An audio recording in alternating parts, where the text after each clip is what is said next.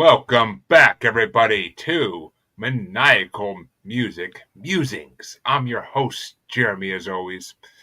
I'm just here for the titties and beer, and maybe some Catholic girls to go with it. We musers are a misunderstood group that just like to throw a monkey wrench into your perfect suburban life. We'll bump our sex, drugs, and music through your streets and ask, what's your trip? We're just some bong-token alcoholics trying to have some fun here. You could almost call it a Tinseltown rebellion of sorts, but there's not enough space for all of us, so we're just up in arms for now. There's a political joke there, but I'm not going to freaking make it. But let me introduce my co-host. And no, we're not turning again. It's the same co-host it's been for a while, and it will be for the foreseeable future. He may not be a goblin girl, like I tend to like, but he'll do Everlong at this point. The color and the shape of his psychedelic funk will play on this show until you are dumb all over, like when Bobby Brown goes down. He's my hero, even when he's so high that he wants me to call him Big Hoss. The Catholic girls brag about when they were on their knees taking that bump. CJ motherfucking playing the music god himself. I am here, alive.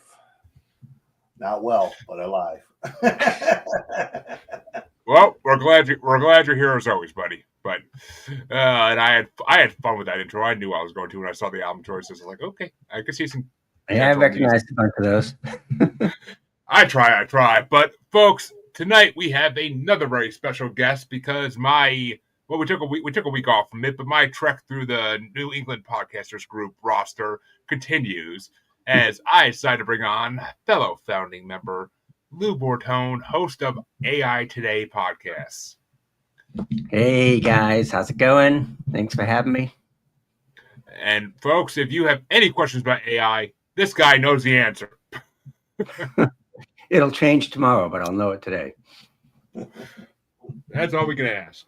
Because I don't know it today or yesterday or the day before. So it's I want to use AI like there's no tomorrow. But you just can't. You can't resist it. It's all right. I know. I was going to say, it takes all I can take not to want to put my hand through the screen using Google Gemini when I have to use it because Google or anything needs to be just like burned to the ground. Yeah, it's crazy. It really is. So, why don't you give them a quick overview of what your podcast is, Lou? I do a podcast. It was daily, and that was just like way too much of a grind. So now I'm doing it when I can. And it's just a quick update on what's happening in the world of AI. I stay up late exploring all these crazy things and talk about different tools like Suno for music, which is either going to save or destroy the music industry. And tools, tips, trends, all that kind of stuff to do with AI. I try to focus on the fun sort of video side because my background is in video and TV. So that's it. Oh, there you go. Well, folks, it's funny. The president of the NEPG, who is going to be on the show next week, actually, if she gets back to me with her album choice, but she's going to be on the show next week. She's a busy woman, But she told me when told her I wanted people from the NEPG onto the show, she's like, oh, you need to get Lou on. She's like, he has a story about a concert that he has to tell on your show because it's going to make everybody die laughing. and I wasn't part of the group yet when you told it, so I don't even know the story. Yeah. There's several, so I'm not really sure which one. I think I know which one she's referring to.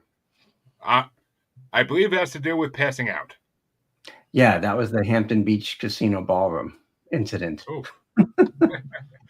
It was Tesla, who I'd never seen before. So I went with my brother-in-law, my sister, my wife. I guess I would call it over-medicated. So I had taken like a sort of a John Bonham inspired cocktail of I don't know what, and just sort of don't remember after the third song. I was carried out, not on a stretcher.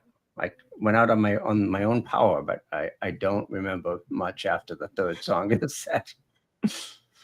Oh God, that reminds me of the time I remember the time back about 10 years ago. I did acid at an ICP show. There's this guy. It was in Worcester and at the Palladium and there's this guy. My cousin and I are walking to the show. There's this guy walking down the street. He yells something. I don't understand what the fuck he's saying. But my cousin, with his history, knew exactly what the guy was saying. And we end up getting some hash and some acid. And we saved the hash for later because it was hard as a brick, and you had to get it home and break it down and whatnot. So we went to the bar, had beers, popped the acid. Like, what the fuck? Let's go to this ICP concert. And DJ Paul of 3-6 Mafia opened the show. Great set. I remember him. POD started playing. Actually, no. DJ Paul was about halfway through his set. All of a sudden, I blacked out. And I come to, and DJ Paul is on the stage with a devil mask on, chanting 666. Which, imagine coming to and seeing that. Imagine. And being like, where the fuck am I? And so, then I kind of blacked out again somehow. I just, like, I went in and out. And POD is on stage, and I come to on their last song for their set, which is Alive. So it was perfect timing on that one too, and I'm like, how does this keep happening? And the rest of the night, I was fully there. The rest of the night, I saw all of ICP's set, freaking second or third time I saw them at that point. So I was freaking loving it. So it was a great show. I mean, I missed most of POD, which I'm fine with that, honestly. But I heard like the one song I wanted to hear. So, but which. If anybody's asking why is POD opening for ICP, they're both technically Christian bands. Just oh wow, really? ICP is Christian rap, technically. I mean, if you sort of want to call that. I guess we all have a story of this sort because mine was 1987, the final tour that Pink Floyd did as the whole group. When they did the Delicate Sound of Thunder tour, we decided we were going to go see them at the Pontiac Silverdome. And, all my friends, because of the era, they all had the old shaggin' wagon type vans with, the cush velvet on the walls and the bed in the back and all that. So we took like 17 and a half van loads of people to see Pink Floyd, and my idiot friends on the way there. Come on, dude. Try some shrooms. No, I'm good. Try some shrooms. You can't see Floyd if you're not. So I just a little bit just to shut him up. All the way there, I was fine. Got into the Silverdome. I was fine. Got to our seats. I was fine. Third song, they played Mother. Mama, are they gonna drop the bomb? Laser went past my head, big light on the stage rolled, and a fucking pig come floating by, and my brain just... And I started screaming, oh shit, it's the end of the world. They're going to drop the bomb. We're all going to die. My buddies are like, fuck. So my buddy Troy, who is this big dude, grabs me over his shoulder, like a fireman's carry, starts walking towards the thing. His brother takes his flannel off, throws it over my head. We get out of the thing into the hallway. State cop stops my friend and says, what are you doing? Like, what's going on? Troy, being the consummate stoner, never misses a beat. Looks at state cop dead in his eye and says, oh, he's epileptic. The lights, he's having a seizure. So the cop walked this way to grab a CB, the coffer thing, and Troy just fucking goes screaming towards the door. Runs outside, loses the cop, takes me out to the van, throws me on the bed, ties me up with extension cords so I can't get out of the van, and then goes back to the concert. Story among my friends is I was still tripping when the show got over. I was apparently having a discussion with Scooby-Doo over the best flavor of Scooby snacks, were they pizza or peanut butter? Everybody still laughs about it. It's my one and only time doing drugs. So, I don't remember the majority of it other than waking up with a really bad headache the next day. And thinking, I probably should have just got drunk. I've talked to a lot of plant medicine specialists on my other show, and that That is a common side effect. Is a nice headache the next day. But yeah, that's why I never want to try ayahuasca or any of that good stuff. But well, actually, I would try ayahuasca. I would try it. I'm not gonna lie. It's supposed to awaken. It's supposed to awaken you, but I don't know. I've never done it. But folks, we're not here to talk about plant medicine. Come back next week. we're here. We're here to talk about music. And Lou, what album did you want to bring us? I brought The Color and the Shape, Foo Fighters' second album, really first album as a band, but way back in, I think it was 1997, 1998. And been a big Foo Fighters fan for a long time, and that's probably my favorite record of theirs. Yeah. Well, and CJ, just so you know, his other choice was Led Zeppelin 4, but somebody already brought that on, so I had to say that one. I have that tats for Led Zeppelin 4. Zeppelin 4 is not terrible. I have a bunch of music ones. I got a Blue October and Nems, Cool. Pulp Ford, Corrosion of Conformity one over here somewhere. So, yeah, I'd show my Hatchet Man off, but that would make me take it off my shirt. So, and as much as the women of the audience may want to see that, the men don't. So come on, I'll be good for the gentlemen. But well, CJ, I'll let you go first this week. What did you think of Color and Shape? I mean, I stand by my opinion that Dave pretty much always was the only talented part of Nirvana. I know I catch a lot of flack for that, but you know, if you listen to Nirvana, Dave's drumming really was the heart and soul of that band, and you know, he strikes me as a really good dude. Like he's just one of them sort of low key guys who I don't think really planned to be a rock star, but it kind of just happened, and you know, he does what he does. I don't like everything they do, but you know, there's enough of their stuff that I don't race to the radio to turn it off. One thing that I notice as a constant about them is while the majority of the records have good songs, or I'm sorry, while the records majority wise have good songs, their sequencing is terrible. You notice it on this one. They'll go from a fast song to a slow song to a fast song to a slow song to a fast song to a slow song, and it's like it's a real mood killer. Like somebody needs to like work with them better to, you know, space out the the swings of up down, right. Down up down up down. I don't know how they decide that for album order. I mean, normally it's kind of a band thing, but you have producers and managers as well.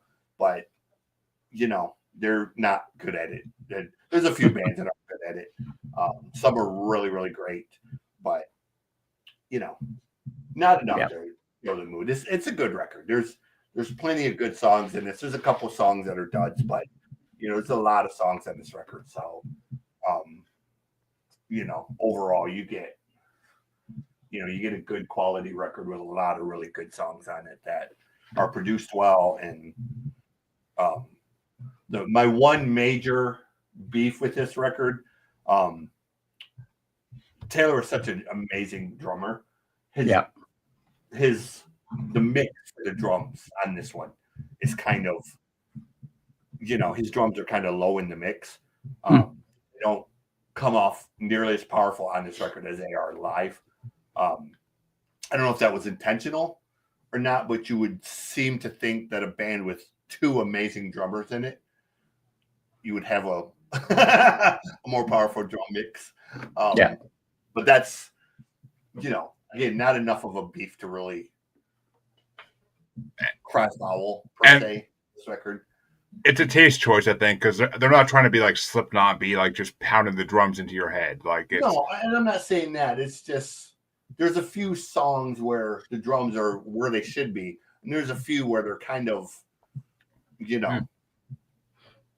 I don't know I think they were, from what I read and heard, they were sort of trying to get away from the heavy grunge thing. It's like, okay, we're going to be post grunge. We're not just going to be another, we're not going to be Nirvana Part 2. So that may have been an intentional, like, okay, we got to tone it down a little bit. And thank God for that, because we don't want Nirvana Part 2. I didn't want Nirvana Part 1, for God's sake. But I have... Say Nirvana was the luckiest band of all time. Yes, they were. Andrew Wood overdosed, Mother Love Bone imploded, and Nirvana just happened to be in the perfect spot at the perfect time to get sucked into that power vacuum that was created by, if Andrew never dies, Mother Love Bone goes on to be the biggest thing in the world. And you never hear of Pearl Jam, you never hear of Nirvana, you never probably hear of half the bands from Seattle because, that always went to Mother Love Bone. So, anyway, sorry. It's all good. Foo Fighters, I mean, I grew up hearing their music, but I never really got into them. Learning to Fly was one of the first songs I ever heard of them, and I freaking love that song. I could never see the music video on MTV to this day, like seeing it like every freaking day for months. But it was a fun video. It was a decent video. It wasn't great, but this album I never heard. I knew of this album. I just never heard the whole album. A lot of songs I knew on, apparently. They didn't realize I knew. So I'm like, oh, that's Foo Fighters. Okay. A lot of those experiences today, but I'm going to disagree with you, CJ, on the not liking the tempo of the album, because I listened to this first thing in the morning, and I kind of dug that, went back and forth between the fast and slow. Like, I kind of like that, like, built you up and then brought you down, and then built you up and brought you down. Like, it didn't mess with my mood. It kind of, like, made it, and I knew when songs were ending and beginning, which I could say it for every album tonight, obviously, but a lot of albums we've had on the show, I can't say I know when the fuck one song ends, one song begins. I was listening to a Rage album today after I had done their albums, and that was the problem on it, is I couldn't tell when one song ended and another began. It just sounded like they all like ran together. Mm-hmm. So I like that about this album. Like it was very easy to tell when a new song's starting, and the way they did it was good, because all of a sudden there'd be a song coming on, and I'd be like, oh, this is good. This is fast. I know this song. Fuck. And I mean, I don't think I knew any of the slow songs really, but all the fast songs, as soon as I heard like the first like riff of the guitar, I was like, wait a minute, why do I know this riff? And I mean, a lot of them are songs I've heard in supermarkets over the years, or songs I've heard on the radio back in the day. But I enjoyed it. I mean, I'm exactly like CJ. I can't stand Nirvana. They had a couple good hits, but besides that, they're nothing. Foo Fighters have proven themselves over a test of time, and Dave Grohl is an amazing person. You see all the charity work he does online and whatnot. He's just an amazing freaking person. He's not one of those rock stars. He's not a Tommy Lee. He's not a freaking any of those big rock stars that need to be in your face and be on TV constantly. Like he's there. He's like Youngblood. But it's funny. I like that the singles and the hits from the album, like My Hero and Everlong, which is, I guess, probably the biggest thing. Is I don't even like. I like sort of the deeper cuts and some of the other tracks better than the so-called hits. I definitely found a mix of both I liked. I'm not gonna lie, but let's get into that. What were your top 5 for Foo Fighters, Lou? Foo Fighters, I would say. New Way Home, which I think is the last cut of the album, is one of my favorite Foo Fighters songs. Also, Monkey Wrench was probably one of my faves on that one, for sure. And now I'm blanking on not so much on My Hero. I mean, it's okay, but I think it's just overplayed and overdone. Sometimes you just hear a song so much you just get sick of it. Oh yeah. There are a couple of others, and you're right. They do sort of go, from here to there to whatever. It's kind of hard to keep track of all of the pacing because it's kind of weird. I'm blanking now. Like I have it's like, oh my God, I'm on a podcast and I can't remember the name of my favorite records. But there's a bunch on there that are really good. Enough Space is like kind of a banger, I guess. That's another one. But it's funny because I was looking, a little bit deeper into the album today, and it's like, a lot of this came out of Dave Grohl's first divorce, and it's all sort of And that's why he kind of like, oh, it's kind of like a therapy session. Like it starts with, you know, a sort of a mellow song called Doll, and it ends with New Way Home. So it's sort of like, okay, it's his whole post-divorce journey, I guess, which I thought was kind of interesting. I didn't know that before. I thought it was a bunch of songs. Oh, interesting, because it's kind of comparable then to the album that our guest brought on a couple months ago now. The lead singer from Blue October's solo album, Justin. Yeah. Get it right. First and out. I'm not a Blue October fan, but that's the first time I ever heard the freaking guy. For God's sake, I never knew his name till then. But it's kind of like his. It's kind of like the album of his we had. It's all about his divorce. Like his is a lot more darker and sadder, but still, they both can be compared. But CJ, My Poor Brain is another good one. Just some cool lyrics in there too. My poor brain is definitely a fun one. I didn't have that on my list, but My Poor Brain was a fun one. It's because just the way it starts off, I'm like, oh, that's why it's called that. Okay. Yeah. And then probably the fifth one would probably be Johnny Park. Mm-hmm. Like the drum riff at the beginning. Yes, indeed. And CJ, what were your top 5 before I go off mine? Go ahead and New Year's real quick. I gotta check something. I put the same song on my list twice. Well, okay. I had 2 honorable mentions for this album as well because it had a lot of good songs. Up in Arms and The Color and the Shape were my honorable mentions. Up in Arms is a fun song, and The Color and the Shape's a good way to end the album. I thought it was like a great ending track. Mm-hmm. My number 5 was Enough Space because I never heard that song, but that song freaking is head banging. Oh my God. I'll listen to that in the car any day of the week. Number 4 is Monkey Wrench, which never knew the name of the song, never knew who sang it. But I knew the song. I knew the guitar. So that was a pleasant surprise. My number 3 is the only one left I didn't know before this. But my number 3 is Hey Johnny Park. You're right. The drums at the beginning of that were fun, and it was just a great song overall. So that kind of. And then number 2, My Hero. Knew the fucking song for years now. Never knew it was Foo Fighters. I always thought it was like Creed. I thought it was like Creed or one of those freaking bands. Yeah. Like, I thought it was like one of those like early 2000s like dad rock bands. But like, I never knew that was Foo Fighters. But I mean, I've heard that in so many movies and TV shows. It's not even funny. Like, and I never knew it was like Here Comes My Hero. Like, I never could understand what the hell they were saying in the chorus. Like when I hear it like in anything else.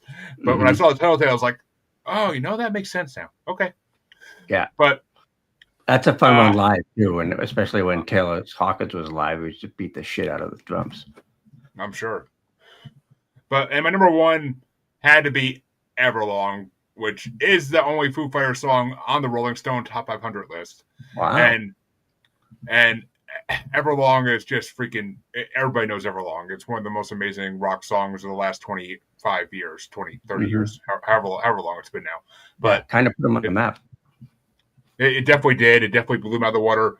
I was kind of hoping this was the album of Learn to Fly, but then when I saw the year, I'm like, nah, definitely not. Learn to Fly was maybe the next album or the one after that even. But I love that song. I don't know why. So that song sticks in my head always. But overall, really good album. I enjoyed the hell out of it. And as a great comedian once said, now for something completely different. CJ! Well, I'm dying. Oh yeah, we'll take your top 5s. My bad. I totally. I had wind up on my list twice. I was looking at the thing wrong when I made it. My number 5 is Walking After You. Number 4 is Monkey Wrench. I love Monkey Wrench. That's like one of my. I love that middle section where he's like, I never wanted anything. He just starts like chanting that really. Hey Johnny Park is number 3. But my top 2, Wind Up is number 2, and my number 1 though is because it's got such a punk flair to it. Is the song Enough Space? It's just it's a ripper of a song, man, and it's really. I wish Foo Fighters did more songs like it.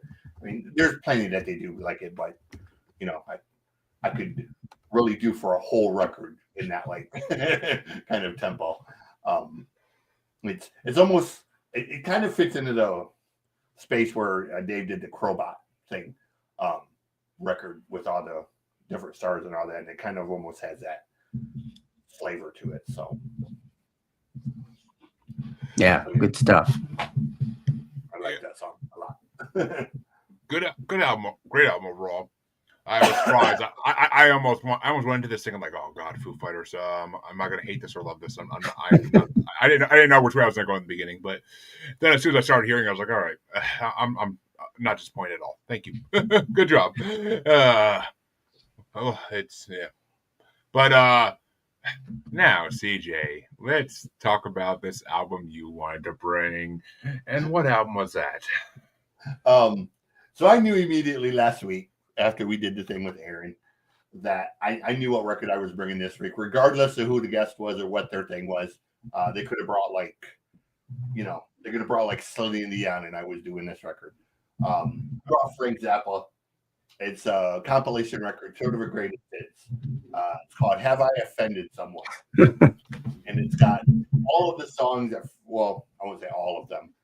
It's got a large chunk of the songs that Frank wrote that are the most offensive or the most anti PMRC, essentially. A lot of these songs were written during the Tipper Gore rampage with the PMRC and trying to get things censored and, what Frank liked to call the Phi Zappa Crappa era. Some of his best songs are on this record, truthfully. It was a walking, living example of Frank was a brilliant musician. He had a way, man, of spinning a tale and putting a political message into a song in ways that was not obvious. Like, you wouldn't know that it was a political message, whatnot. So right. There's something to offend everyone. There's something for every group in the album.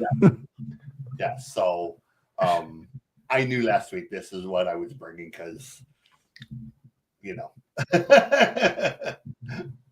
Well, before I let Lou tell us what he thought of it, I just want to say I'm really happy you brought it this week and not next week. Just really happy about that. I would not see it going over as well next week, I'm pretty sure. But what do you think of it, Lou? That's just awesome. I know I realized it was like a posthumous compilation, but like I said, every single song is like a big fuck you to a particular group, which is awesome. I mean, obviously Valley Girl was probably the most commercial one, but I mean, how can you not like titties and beer? Come on. I had to go look at the lyrics and I'm like, holy shit, this is, I mean, this isn't like, song, verse, chorus, verse. This is like, boom, boom, boom. I mean, like the lyrics were like 3 pages of stuff. But Catholic girls. Oh my God. It's like, oh my God. It's like, some of the stuff probably doesn't quite hold up in the politically correct era, but for the most part, it was a lot of fun. Until I started working with these guys, I never knew who the fuck Frank Zappa was, just saying. But it's been a pleasant surprise for me over the last year or two, learning more about Zappa every once in a while. Yeah, I mean, we did Zappa last week, so I knew what the fuck to expect when I heard Zappa again. I was like, oh, he talked about this. I should have known this was the one he said he was bringing.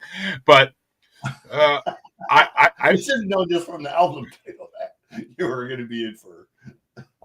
I didn't even think of it. I thought it was just like a funny Zappa album title. But I didn't know it was a compilation album either till right now.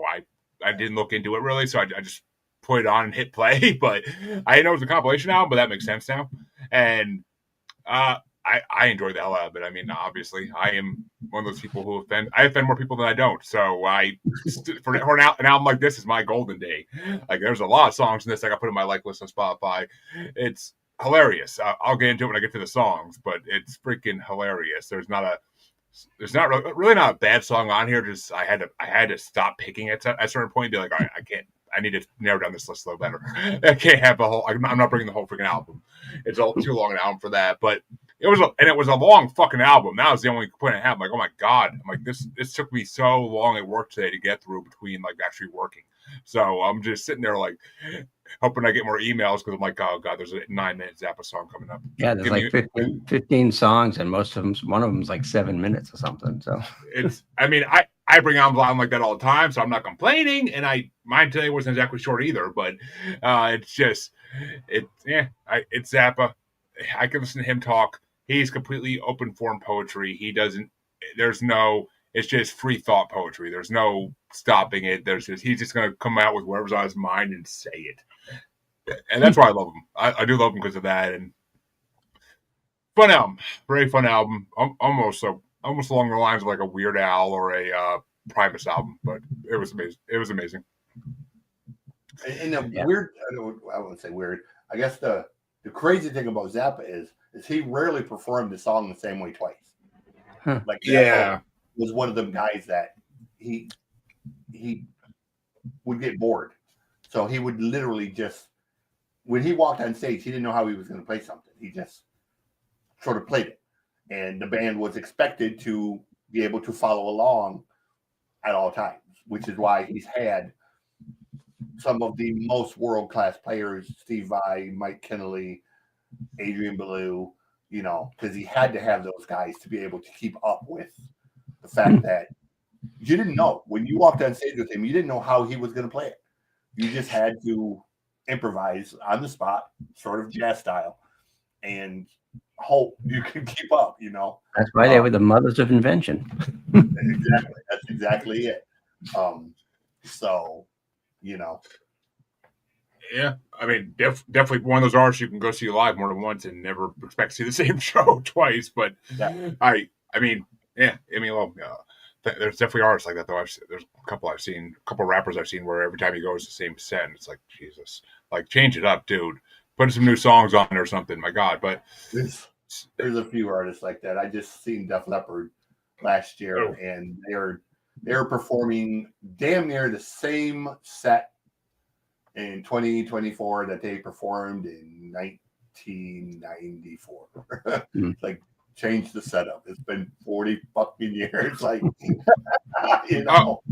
I saw them in 2011. I guarantee it was the same set. I guarantee it. But I don't even remember it because that's how unmemorable it was. But I know I was there though. Def Leppard, Lita Ford, and Poison. But which Poison was the best act of them all, honestly. But Lita Ford was fun to look at, but that was basically it. Kiss Me Deadly. That it was cool to see her singing that, but that was the only song of hers I actually knew that she did. But what were your top 5 for your album there, CJ?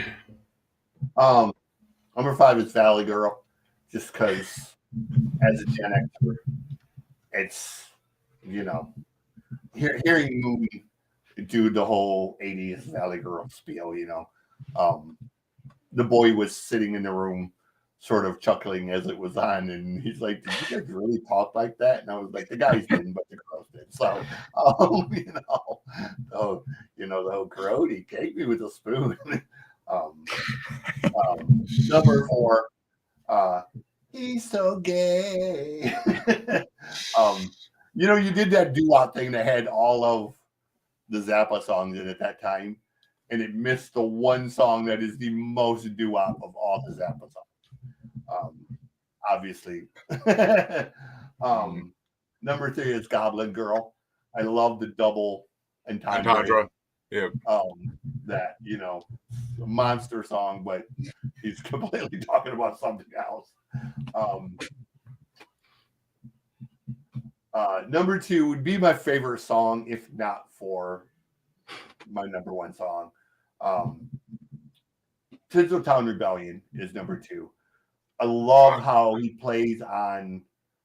He's essentially making fun of all of the bands of the 80s in real time. Like, Tinseltown Rebellion was essentially recorded live on stage, and he mentions, he's so beautiful with gay long hair, and then the next thing he like goes into, I'll tumble for you by Culture Club. So he literally just he improvised the entire thing, making fun of Culture Club and Aha and all of the popular bands at the time. The song basically is just roasting them in real time.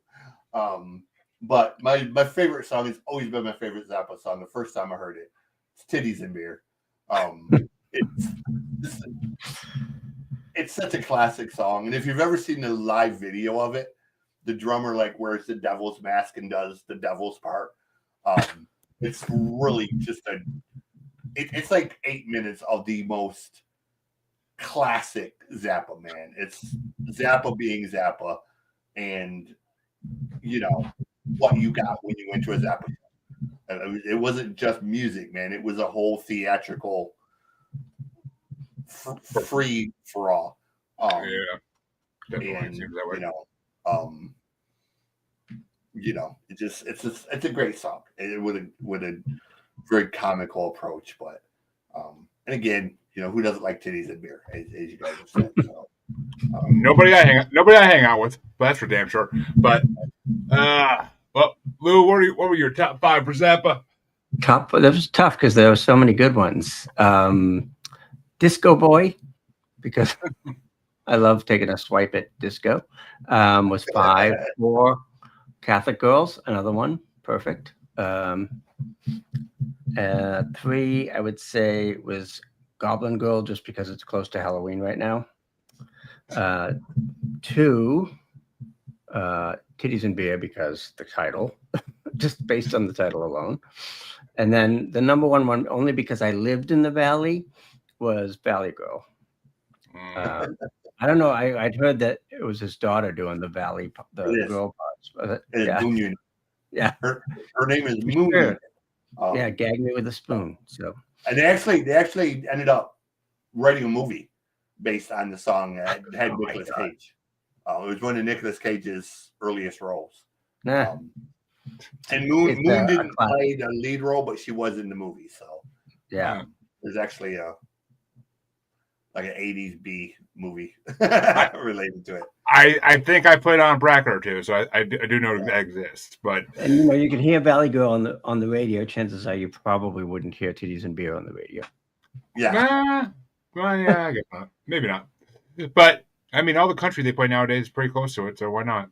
But I had 3 honorable mentions. There's no way in hell I wasn't going to on this album. It just had to. I cut it off at that point. I'm like, all right, no more. But honorable mentions were Goblin Girl, because the double entendre had me dying. Number 7, my next honorable mention was Sex, because sex. Why the fuck not? Baby, you could use a protein surprise. Fucking A. I love his. I love his lines. I love his lines. But and number 6 was Returning Again for the xylophone. The xylophone in that was freaking incredible, and it's just funny as shit. But I love the Returning Again. Like it's fucking like perfect. Because I love disco, so that was close enough to disco that I enjoyed the hell out of it. But number 5 was Tinseltown Rebellion, because same as you, CJ, all those 80s songs fucking had me rolling laughing. So yeah. Number 4 was Titties and Beer, because I'm only interested in 2 things: titties and beer. Number 3 was Bobby Brown Goes Down, because just opening up with that song was fucking hilarious. Yeah. But number 2 was Catholic Girls, because that song had me dying laughing. Like I listened to that like 3 times in a row because I couldn't stop laughing. Hands in my balls when she's down on her knees. Yeah, I had to go check out the lyrics on that one. Oh, and there was a hard R freaking drop in that, and I was like, oh, I'm like, damn. I'm like, I'm like, watch this song the next one they try to ban. But if it was more popular, they probably would have tried. But I don't think they could cancel that, but if you tried, dude. I don't think you could. He's got such a cult following, there's no way you could. Yeah. But, I mean, they couldn't cancel a Christmas song, so yeah, probably not. But, and number 1, which no one mentioned this one yet, but number 1 was Dumb All Over. Because I am very anti-organized religion on my other podcasts, as everybody knows. And I love the way this song makes fun of religion. freaking had me being like, oh, that's hilarious. Like I was like going back and forth between like shock and freaking awe. It was such a good song. I think So- Frank is he was like the George Carlin of music. Yeah, Definitely. That's actually a very good description of him. Yeah, Dynamo Hum is another one worth mentioning that has a really good.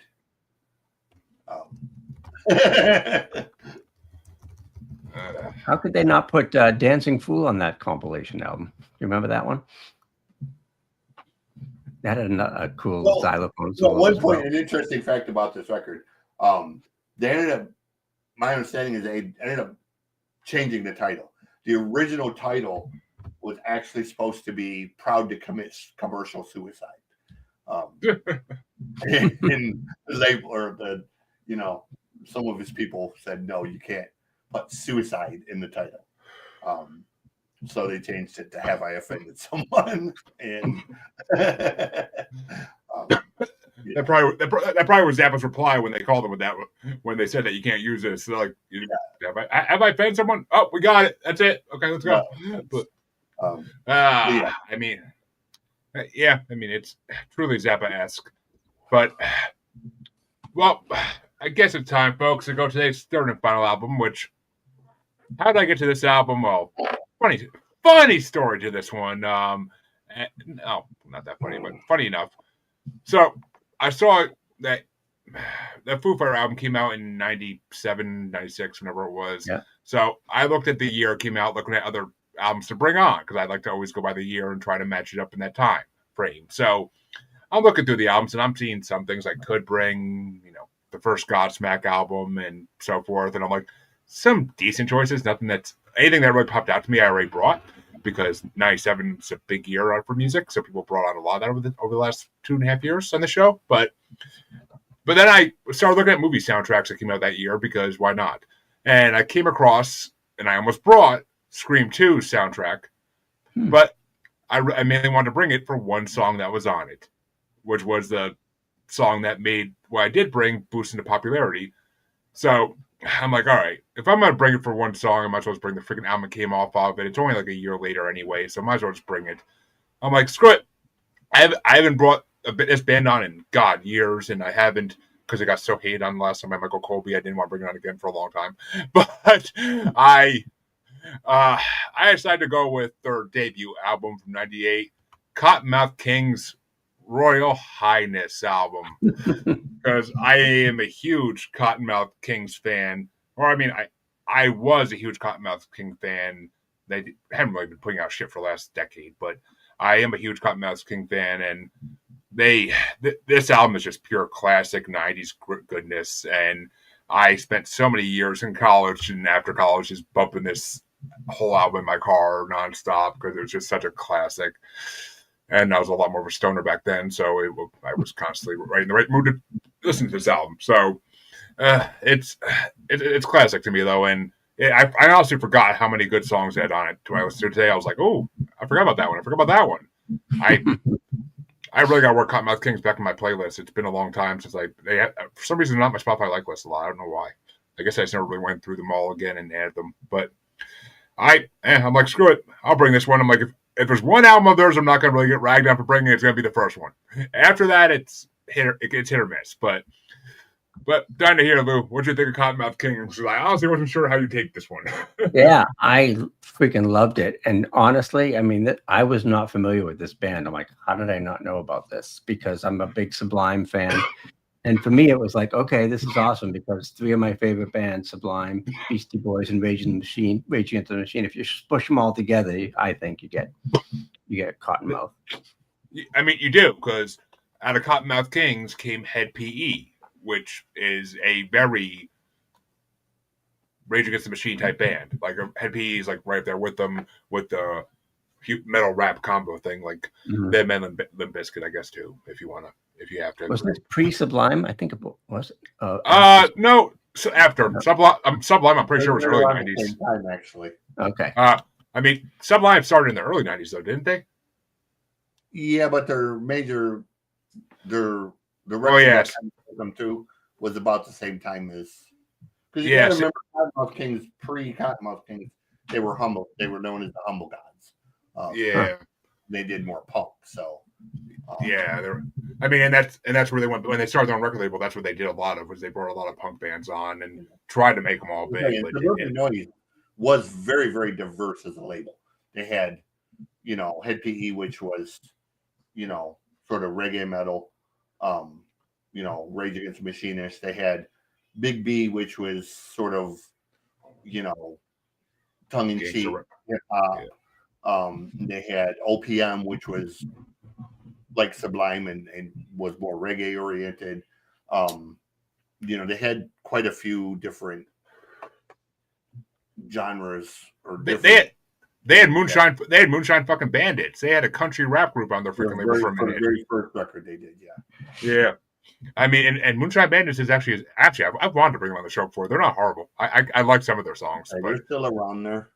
Yeah, they're still going.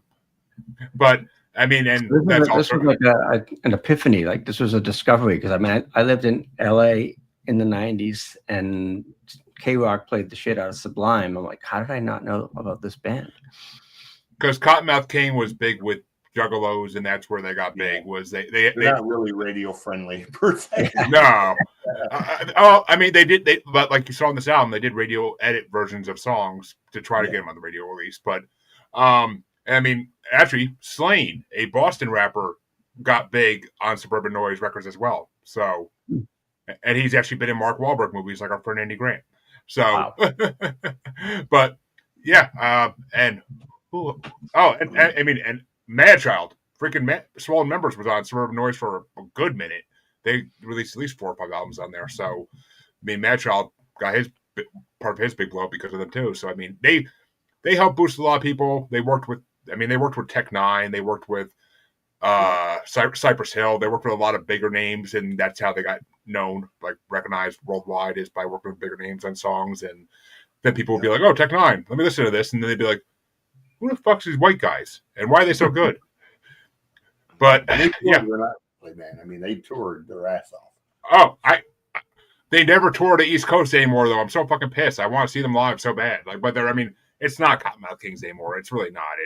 I was gonna say 2 of them are dead. So. Yeah, Saint Dog and Daddy X, right? Or no, Daddy X and Saint Dog. Johnny, I think is the one that died. Daddy X is the one that's still alive. Yeah, Johnny died. Daddy X is still alive. And Pakalika died. Yeah. I mean, he wasn't really a rapper, but still he died. He was like their group. He was like their groupie. He was like their Flavor Flav. But right. So what'd you think of this album, CJ? Yeah, actually, I love Cottonmouth Kings. This one isn't my favorite one, but I like it. For me, Cottonmouth Kings, my favorite record is Crown Power. I'm so hesitant to bring on the show though because it's 2 fucking long albums, like in one. It is. Well, Crown Power is one record, but it's long. It's got like I think 20 songs on it. At least. That I have this thing. So anytime I buy a new speaker, new stereo, new headphones, anything, the very first song that I test it with is Chronotron. Chronotron just has that, that bass. Fucking 808s in it, man, and it's just a perfect. That and Bounce by Run DMC, from the Beavis and Butthead thing. Both of those songs have massive bass response. So I know that if I listen to a headphone or a speaker, portable speaker or anything, and if those songs sound good, it's a good speaker. But this record, my one knock against this record is, and I get it, it's their very first record. It has some of the songs, especially towards the beginning, has a very heavy sort of Psychopathic Records sound, which they got away from, which is a good thing. But listening to it now, it's kind of like, okay, you could tell that they were leaning really hard into trying to get that. They were juggalos. They worshipped ICP. They worshipped ICP. So right, and there was especially like the first 2 or 3 songs or 4 songs. They're really, really, really ICP sounding songs, which isn't a bad thing if you like ICP. But when you're trying to build your own thing. Yeah. You know, and again, they got away from it, and you know, they're not bad songs. They're not my favorites, but there's a few songs on this record that are among my favorite songs by them. So yeah, I mean, I wasn't unhappy to see this record. I mean, any band's first outing is always a iffy thing, and as someone that was born on 420, you know, never. I mean, yeah. I mean, the majority of the records have been released on my birthday, so you know, it's always cool to, you know, get a cool birthday gift of, hey, Cottonmouth Kings dropped a record, you know, Cypress Hill dropped a record, so you know you have something to listen to on your birthday pretty much all the time. And I'm not a stoner; I've never smoked weed in my life, but you know, hey, 420 is 420. You got to kind of enjoy it where you can. Exactly, and yeah, I mean, yeah, I can hear what you're saying, but one of those songs boosted them to fucking their first right, bump towards nationwide. I don't mean it as a knock. Like I said, it's. I mean, if I had one complaint about this record, you could tell that it was very early in their career, and I mean, they literally sound like 13-year-olds in their dad's basement wanting to be gangsters. Like that's what they sound like. But they got the flow. That's the thing. They got the flow in the verses, so they could freaking get away with it. And so I had 3 honorable mentions for this one too, because how could I fucking not? I mean, there's actually a lot of songs in this. There's a few songs on this, I should say, that I don't like. Like there's like Big Hoss. I have never liked that freaking song. It's always like I'm like, this is such a waste of a track. Like that. I get you're trying to honor like your homie who's in prison, and you even got him like to record something through the freaking phone, but still, it's just like come on now, like get this off here. That's garbage. But my honorable mentions are Misunderstood. I love the lyrics in that song.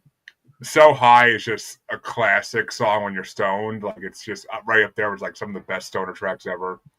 And Play On, because it is like there's ICP references all throughout that song, and I love it. And the freaking beat in that song is phenomenal.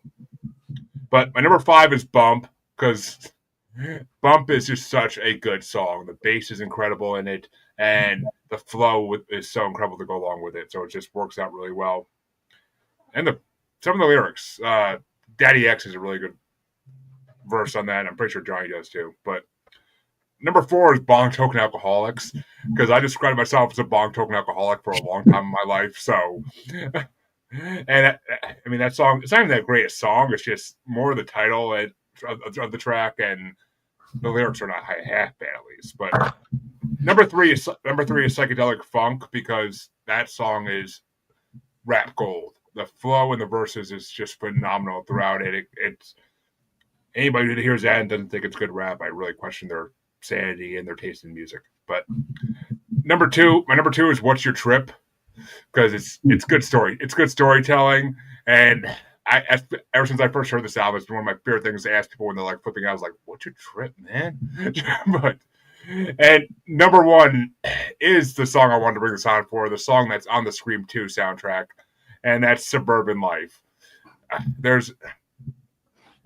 freaking love it. It's like an ICP song kind of, but it's I like it. I like anything that goes against like the normal society and comments on it. So Suburban Life. I grew up in the suburbs. I was a suburban white boy my whole childhood, and so I 100% get this song and what they're trying to say, and it's classic. It's too short. That's the only complaint I have about it. It's too short. Like I wish we had like another minute or two at least with some more verses thrown in. But they did another version of it on one of their Hidden Stash records, 1408, which is kind of almost a better version of it. But I mean, I love like the way like they do like their laugh rap. That CJ's right though. Their other albums got way better. But I brought Long Live the Kings. I'm pretty sure that's which one it was. Yeah, it was, because it's the one that they signed. What's his name? Dirtball. It's one where they signed Dirtball and announced him. And Michael Colby and Chansey tore it the fuck apart. Like you know both of them, so you know what they're like. And Jesus, it made me not want to bring Cottonmouth Kings on for a couple of years. So I've been hesitant as fuck. But yeah, so those are my top 5. What are your top 5 off this one, Lou? Top 5, they're all really good, but number 5, I had Dog's Life. 4, Suburban Life, like you just mentioned. I didn't know, was that was on the Scream soundtrack? Scream 2. Oh, Scream 2. Oh, cool. Number 3, I had Discombobulated, just because I love that word. It's such a funny song. 2 was Bump. And my number 1 was the first one I heard, which first track, Bong Token Alcoholics. How can you go wrong? So I think that was just because it was the first one I heard, and I was like, holy shit. So yeah, I mean, they basically like took what the Beastie Boys did already, and they just made it West Coast, in my opinion. They made it West Coast instead of New York City, which I that's why I hear in their music a lot. It's that Beastie Boys like influence. But CJ, what were your top 5? My number 5 is Play On. I like Play On. My number 4, song they kind of, as a tribute to the Humble Gods, and actually, credit Humble Gods, even though they are Humble Gods. Is the song Spies. I love that. That's the punk vibe of it. It's a good song. I'm not a huge punk guy, but that's a good song. Yeah, and I am. I love punk. I'm punk through and through. If I had to list genres, metals or I don't want to say hair metal, but that that genre of sort of hard rock, whatnot would be number 1, and punk would be like right after it. Even before like regular metal.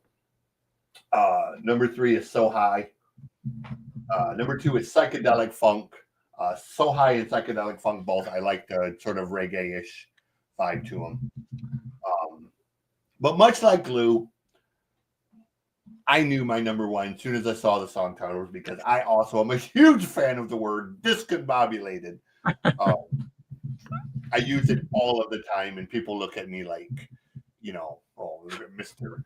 Educated over here with his fancy words, because they don't know what discombobulated means. So yeah, I like the song. It's a good song, and it's got a cool vibe to it. So I was once again trying not to put every song on my list. So yeah, Discombobulated a fucking incredible song. The verses and the lyrics are fucking incredible, and they really are. The way they rhyme things with Discombobulated blows my mind to this day. But I was just trying to. But I'm kind of like you. There's a bunch of songs that you really could add as honorable mentions. I didn't, just because I kind of wanted. I figured we'd be pushing up against the limit, and I didn't want to go on forever about this record. So, good record. You never go wrong with Cottonmouth Kings. I mean, not something you play at a funeral, but if you have a time and a laugh. They can play it at my funeral. I'll be freaking happy with that. Who the person is. Oh, dude! If they play Flying High, at my fucking funeral, I'll be happy with it. Yeah. Okay. See, now I know you like Cottonmouth. I got a shitload more choices to bring in the future. But I space them out. I don't want to listen to them. Trust me, you get the right guest with the right combination of things. I'm bringing Crown Power on. That's been on my list of stuff. I love Crown Power, really do. Yeah, it was the last good album they put out before it became just the two of them again, and they put out a shitty album. But I still listen to that one in the car all the time, dude. Like that's one of the records. I haven't a fucking minute, but funny enough, I was editing the episode today with the Coop on it, and I was listening to Guillotine like while I was editing. I was like, I forgot how good this is. But well, folks, we want to thank Lou for coming on, because it's been a fun freaking show, and he's definitely welcome back anytime. He like Cottonmouth King, so fucking A, he's welcome back anytime. Oh yeah. But and we look forward to having the last NAPG member for right now on next week. Andy, if you hear this, I need your album choice. But I'll reach out to you a different way tomorrow if you don't get back. Andy's full of surprises, so you may be surprised at what she hinted at. Well, I don't know. She got pretty excited when I mentioned we were doing a Led Zeppelin bracket a while back, and she hinted at Santana. So I'm not sure which way she's going to go, but we'll see. We'll see. Where can they find you, Lou? And where can they find your podcast? I'm at Lou Bortone on all the socials, and my podcast is probably easiest to find on my YouTube channel, which is also Lou Bortone. Well, there you go, folks. Nice and simple. Cool. And CJ, where can they find you if they so dare? Music God CJ Plain .rocks ROCKS. That's the website. We're getting ready here in about 9 days. We retired the Noise Report. We're gonna launch the brand new one called the Mosh Pit Manifesto. Nice. All punk, all metal, all the time. With very cool interviews, shorts, reels, and other stuff. We're gonna give the history of punk according to me, and a lot of other stuff. And we're gonna deep dive. We're gonna have the good stuff, but we're gonna deep dive as well on new and upcoming bands and old bands and bands that should have been famous but maybe weren't, and different things. And we're gonna have a lot of fun with it. So kind of gonna be a history lesson in punk and metal, man. What else? Just type in Music God CJ Plain. You'll find me, and I keep it simple for people to find me, man. You see my ugly ass everywhere. So. And you can see my slightly better looking ass and everything the Musers all together as a group do on Facebook as Squatchy Largefoot, on X and the Gram as that Juggalo Bastard, and on YouTube as Maniacal Music Musings. The best place to see everything we do is YouTube. And all the history is there. Though I just learned how to up my podcatcher's limits to 100 episodes. I didn't realize I could change it. I thought I did, but whatever. So instead of 20 episodes of history of MMM, there's now 100 episodes on all podcatchers. So there you go, folks. Get those listens in because we need the numbers. Not that I care about that, really. But, well, come back. Actually, we'll come back next week, of course. Check out the regular episode. And come back Saturday at 4 p.m. Eastern and wherever the other time zones are for the top 30 horror movie songs. Top 30 horror movie songs. It's our Halloween special bracket. So it was picked by Mr. Dark himself. So come check it out and see which song we declare as the best. I have my mixed opinions already from listening to the playlist once. But we'll see. But come back then and have a good one, everybody, and have a good night. Thanks, you guys. Appreciate it. Great having you, Luke.